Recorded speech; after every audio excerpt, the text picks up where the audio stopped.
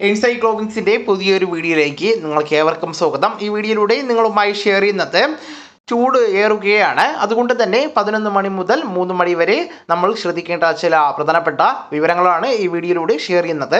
നമ്മുടെ വീഡിയോ ആദ്യമായി കാണുന്ന സുഹൃത്തുക്കളാണെങ്കിൽ ആദ്യമേ തന്നെ ചാനൽ ഒന്ന് സബ്സ്ക്രൈബ് ചെയ്യുക. അപ്പോൾ നമുക്ക് വിശദാംശങ്ങളിലേക്ക് കടക്കാം. സംസ്ഥാനത്ത് കനത്ത ചൂട് റിപ്പോർട്ട് ചെയ്യുന്ന സാഹചര്യത്തിൽ എല്ലാവരും ശ്രദ്ധിക്കേണ്ട കാര്യങ്ങളാണ്.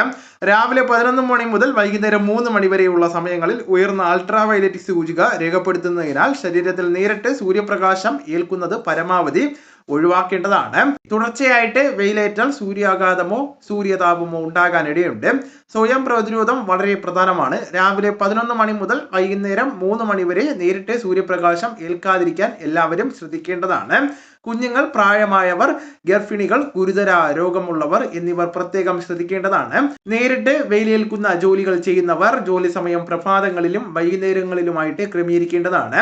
എന്തെങ്കിലും ആരോഗ്യ പ്രശ്നങ്ങൾ ഉണ്ടാകുന്നവർ എത്രയും വേഗം തന്നെ ചികിത്സ തേടേണ്ടതാണ്. സൂര്യപ്രകാശത്തിന്റെ ഒരു ഘടകമാണ് അൾട്രാവയലറ്റ് രശ്മികൾ. UV രശ്മികൾ അധികമായിട്ട് നേരിട്ട് ശരീരത്തിലേൽക്കുമ്പോൾ പലവിധ ആരോഗ്യ പ്രശ്നങ്ങൾക്ക് കാരണമാകുന്നതാണ്. ഇത് ചർമ്മ, നേത്ര സംബന്ധമായിട്ടുള്ള പ്രശ്നങ്ങൾക്കും കാരണമാണ്. അതോടൊപ്പം തന്നെ കോശങ്ങളുടെ DNA നശിപ്പിച്ച് രോഗങ്ങൾക്കും ക്യാൻസറിനും കാരണമാകുന്നതാണ്. ചർമ്മത്തിന്റെ നിറമാറ്റം, ചർമ്മത്തിന്റെ ചുളിവ് തുടങ്ങിയ പ്രശ്നങ്ങളും ഉണ്ടാകുന്നതാണ്. അൾട്രാവയലറ്റ് രശ്മികൾ ശരീരത്തിന്റെ പ്രതിരോധ ശേഷിയെയും ബാധിക്കുന്നതാണ്. വെയിലിന്റെ കാഠിന്യമുള്ള രാവിലെ 11 മണി മുതൽ 3 മണി വരെയുള്ള നേരിട്ടുള്ള സൂര്യപ്രകാശം ഒഴിവാക്കേണ്ടതാണ്. പകൽ സമയത്ത് പുറത്തേക്ക് ഇറങ്ങുമ്പോൾ തൊപ്പി, കുട, സൺഗ്ലാസ്, സൺസ്ക്രീന് എന്നിവ ഉപയോഗിക്കേണ്ടതാണ്. ശരീരം മുഴുവൻ മറയുന്ന കോട്ടൺ വസ്ത്രങ്ങൾ ധരിക്കുന്നത് നല്ലതാണ്. യാത്രകളിലും മറ്റും ഇടവേളകളിൽ തണലിൽ വിശ്രമിക്കുവാൻ ശ്രമിക്കേണ്ടതാണ്.